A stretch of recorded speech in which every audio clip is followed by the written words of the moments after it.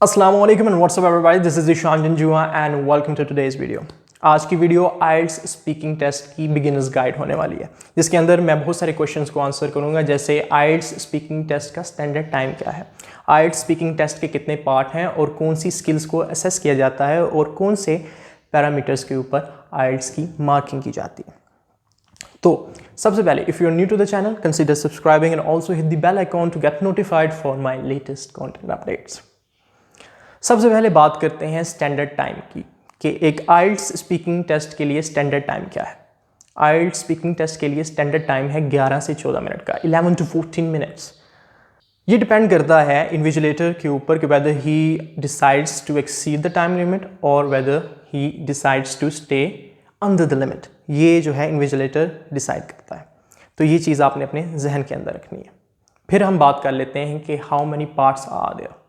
So there are 3 parts. Part number 1, introduction and interview.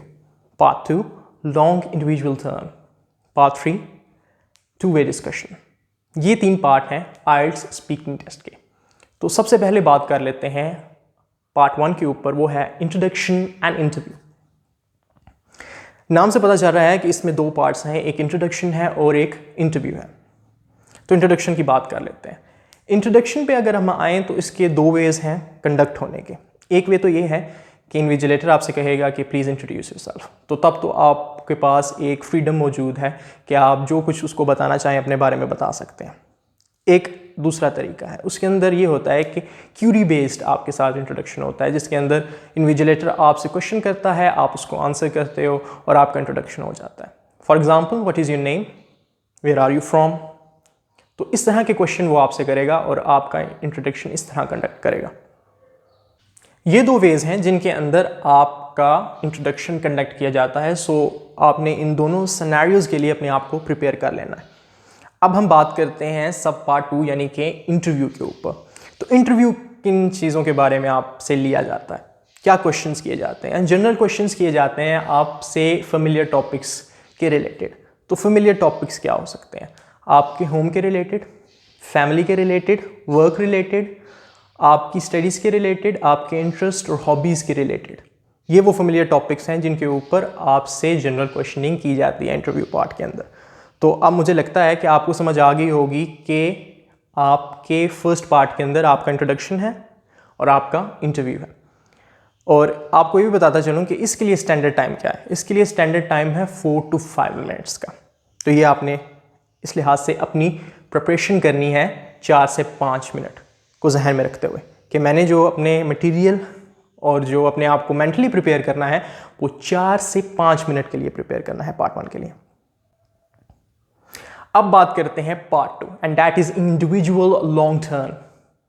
अब इस part में क्या होता है, इन्विजिलेटर आपको एक टॉपिक प्रोवाइड करता है कि इस टॉपिक के ऊपर आपने 1 से 2 मिनट बोलना है। You have to speak on the topic for 1 to 2 minutes. 1 से 2 मिनट आपने जो है उस टॉपिक के ऊपर बोलना है और आपको उस टॉपिक के ऊपर प्रिपेयर करने के लिए 1 मिनट का टाइम मिलता है। इस दौरान आपको इन्विजिलेटर एक पार्चमेंट, एक पीस ऑफ पेपर देता है जिसके ऊपर आपने आउटलाइन क्रिएट करनी है उस टॉपिक के लिए। तो ये बड़ा इंपॉर्टेंट है। सम स्टूडेंट ये करते हैं कि वो प्रिपेयर नहीं करते आउटलाइंस, तो ये इंपॉर्टेंट है। ये लगना चाहिए कि आपने topic on the spot prepare किया है, चाहे आपने पहले क्यू कार्ड से वो चीज़ प्रिपेयर कर रखी है, इट रियली डजंट मैटर। वहाँ पे लगना चाहिए कि आपने ऑन द स्पॉट जो है आउटलाइन क्रिएट किया है और आपने बोला है। तो आपने पार्चमेंट के ऊपर आउटलाइंस ज़रूर क्रिएट करनी है।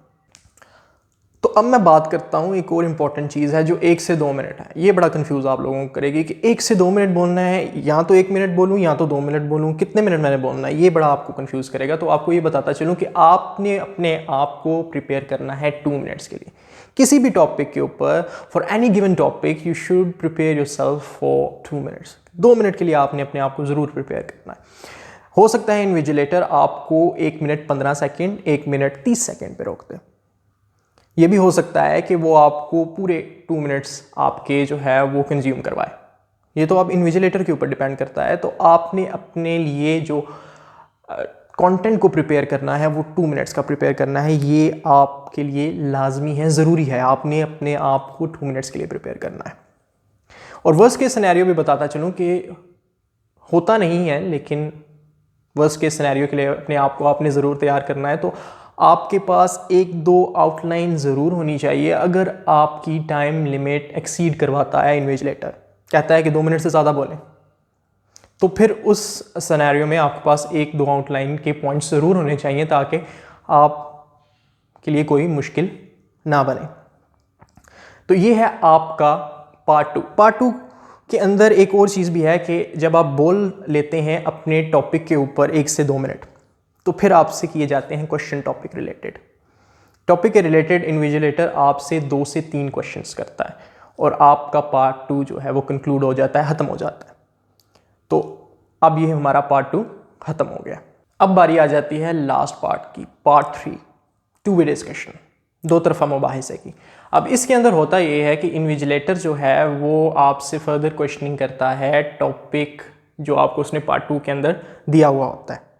एक तो ये होता है कि डिस्कशन अब उसी के ऊपर कनेक्टेड जो है वो आपकी चलती है, लेकिन ये भी होता है कि समटाइम्स जो डिस्कशन है वो एक डायरेक्शन में जाना शुरू कर देता है और टॉपिक जो है अब चेंज हो जाएगा, वो दूसरे टॉपिक्स की तरफ मूव ऑन करता जाएगा इन्विजिलेटर, और आपका टॉपिक कंप्लीटली डिफरेंट हो जाएगा।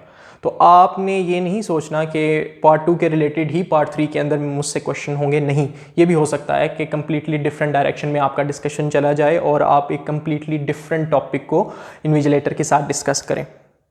अब इस पार्ट के अंदर आपने ये याद रखना है कि आपने बहुत ही अच्छे तरीके से अगर कोई पॉइंट ऑफ व्यू रखा है, कोई ओपिनियन रखी है, तो आपने उसको डिफेंड करना है और अपने जो है एनालिसिस परफॉर्म करना है। आपने उसकी स्केप्टिक रहना है उसके बारे में आपने, ठीक है। आपने उसको मुकम्मल तौर पे अपनी ओपिनियन को डिफेंड करना है डिस्कशन के दौरान। तो ये आपका पार्ट 3 होता है। एक चीज़ जो मैं भूल गया वो ये था कि आपको बताना कि स्टैंडर्ड टाइम क्या है पार्ट 2 के लिए। तो पार्ट 2 के लिए जो स्टैंडर्ड टाइम है वो है 3 से 4 मिनट का, और ये भी बताता चलूँ कि पार्ट 3 के लिए जो स्टैंडर्ड टाइम है वो है आपका 4 से 5 मिनट का।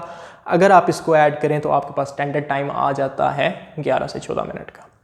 अब बात करते हैं स्किल्स असेस्ड की, कि कौन सी स्किल्स को असेस किया जाता है। तो पहली जो स्किल असेस की जाती है is your ability to convey opinion and information about everyday topics. ये पहली स्किल जो है वो असेस की जाती है, आपकी एबिलिटी कि आप एवरीडे टॉपिक्स के ऊपर क्वेश्चंस को कितने इफेक्टिवली आंसर करते हैं, अपनी ओपिनियन, अपनी इंफॉर्मेशन को कितने अच्छे तरीके से बताते हैं। ये पहली स्किल असेस की जाती है आपकी। अच्छा जी, अब जो सेकंड स्किल असेस की जाती है is your ability to speak at length at any given topic. आपने एट लेंथ किसी भी टॉपिक के ऊपर आपको बोलना आना चाहिए विद अप्रोप्रिएट वर्ड्स, और आपके आइडियाज़ कोहेरेंट होने चाहिए। सवाल गंदम जवाब चना नहीं करना कि कोई सेंस ही क्रिएट ना हो, आप it's not going to work for you. तो आपने जो किसी भी टॉपिक के ऊपर बोलना है, आपने टू द पॉइंट बोलना है, उससे रिलेटेड बोलना है, आपने डिविएट नहीं करना, किसी और डायरेक्शन में नहीं जाना, टॉपिक के ऊपर ही रहना है। ये आपने जहन में रखना है। ये आपकी स्किल असेस की जाती है during an IELTS speaking test. तो ये है सेकंड स्किल जो आपकी असेस की जाती है। अच्छा जी, थर्ड जो स्किल है वो कौन सी असेस की जाती है? थर्ड स्किल जो असेस की जाती है वो है is your ability to express and justify your opinion. आप अपनी ओपिनियन को किस तरह एक्सप्रेस करते हो और किस तरह उसको जस्टिफाई करते हो। आप उसको किस तरह एनालिटिकली डिस्कस करते हो और किस तरह उसके बारे में स्पेकुलेशंस बनाते हो। तो वो ये है कि आपने एक ओपिनियन दे दी, तो अब आपने उसके बारे में दलाइल देने हैं उसको जस्टिफाई करने के लिए। कोई भी चीज़ है, अगर आपकी कोई ओपिनियन है, अगर आपने उसको जस्टिफाई करना है तो आप उसके बारे में उसके सपोर्टिंगली दलाइल देते हैं, तो वो चीज़ जस्टिफाई हो जाती है। तो आपकी ये वो तीसरी स्किल है जो असेस की जाती है during an IELTS speaking test. Your ability to speculate about issue, your ability to discuss and analyse your opinion. तो ये स्किल्स जो हैं आपकी असेस की जाती हैं during an IELTS speaking test. अच्छा जी, अब बात करते हैं कि मार्किंग कैसे आइल्ट्स स्पीकिंग टेस्ट की जाती है। How an IELTS speaking test is marked, on what parameters, किन पैरामीटर्स के ऊपर आइल्ट्स स्पीकिंग टेस्ट को मार्क किया जाता है। तो पहला पैरामीटर है हमारे पास फ्लुएंसी एंड कोहेरेंस। पहले फ्लुएंसी की बात कर लेते हैं। फ्लुएंसी को हम कहते हैं रवानी। आप अटकते तो नहीं इंग्लिश बोलते हुए, अगर आप अटकते हैं तो आप फ्लुएंट नहीं हैं, अगर आप रवानी से बोल रहे हैं, आप रुक नहीं रहे, तो आप फ्लुएंट हैं। तो ये एक पैरामीटर है जिस पे आपको जज किया जाता है। फिर कोहेरेंस की बात कर लेते हैं। रब्त, हम आहंगी, जो चीज़ आप कह रहे हैं उनका कोई कनेक्शन है, आपस में जो बातें आप कर रहे हैं वो कनेक्टेड हैं, रिलेट कर रही हैं कि नहीं, ये होती है आपकी कोहेरेंस। फिर आ जाते हैं लेक्सिकल रिसोर्सेज। लेक्सिकल रिसोर्सेज क्या है? बेसिकली सिंपल मैं बताऊंगा आपको, वोकैबुलरी, लफ्ज़ों का चुनाव। आप इंग्लिश में कितने अच्छे वर्ड्स का चुनाव करते हैं, ये आपके लेक्सिकल रिसोर्सेज हैं, ठीक है। आपकी कितनी अच्छी वोकैबुलरी है, ये आपके लेक्सिकल रिसोर्सेज हैं। फिर आ जाते हैं हमारे पास grammatical range and accuracy. Grammatical range क्या है? ग्रामेटिकल रेंज से मुराद ये है कि आप कितने कॉम्प्लेक्स जुमले, सेंटेंसेस बोल सकते हैं, कि एक आपके पास कोई चीज़ है उसके बारे में आप कितने सारे सेंटेंसेस को इकट्ठे मिला के कॉम्प्लेक्सली आप उसको बारे में कोई चीज़ बता रहे हैं, इसे हम कहते हैं ग्रामेटिकल रेंज। फिर बात आती है एक्यूरेसी की। एक्यूरेसी क्या है? कि आप ग्रामेटिकल रूल्स फॉलो कर रहे हैं, आप सही फॉर्म ऑफ वर्ब का इस्तेमाल कर रहे हैं, क्या आप सही ऑक्सिलरी वर्ब्स का इस्तेमाल कर रहे हैं, ये आपकी होती है एक्यूरेसी। फिर हमारे पास एट दी एंड आती है प्रोनाउंसिएशन। हम वर्ड्स को किस तरह प्रोनाउंस करते हैं। फॉर एग्जांपल, हम वेडनेसडे की जगह वेडनेसडे तो नहीं कह रहे, क्योंकि वेडनेसडे कहेंगे तो हम वर्ड को गलत प्रोनाउंस कर रहे हैं, असल में तो वेडनेसडे है। तो ये होती हैं वो तमाम चीज़ें जो आपकी मार्किंग में देखी जाती हैं, ये वो पैरामीटर्स हैं। तो अगर हम देखें हमारे पास ये 4 पैरामीटर्स हैं, और अगर हम इन तमाम पैरामीटर्स को एवरेज आउट करें तो हमारे पास 2.25 बैंड्स फॉर ईच पैरामीटर आते हैं, कि हर पैरामीटर के 2.25 बैंड्स हैं। तो अगर हम इनको इक्वल करें तो 9 आ जाता है हमारे पास। तो इस तरह आपको बैंड्स अवार्ड किए जाते हैं। सो आई होप आपको समझ आ गई होगी कि आपका आइल्ट्स स्पीकिंग टेस्ट कितने वक्त का होता है, इसके कितने पार्ट्स हैं, इसमें कौन सी स्किल्स को असेस किया जाता है और इसकी मार्किंग किस तरह की जाती है। आई होप ये वीडियो आपके लिए बहुत हेल्पफुल हो, और अगर आपको ये वीडियो पसंद आई है तो इस वीडियो को लाइक कीजिएगा, सब्सक्राइब करना मत भूलिएगा और बेल आइकॉन को ज़रूर दबाइएगा ताकि आपको मेरी लेटेस्ट वीडियोस की नोटिफिकेशंस आएँ। सो इंशाल्लाह अगली वीडियो में मुलाकात होगी, तब तक अपना ख्याल रखिएगा। Till then take care.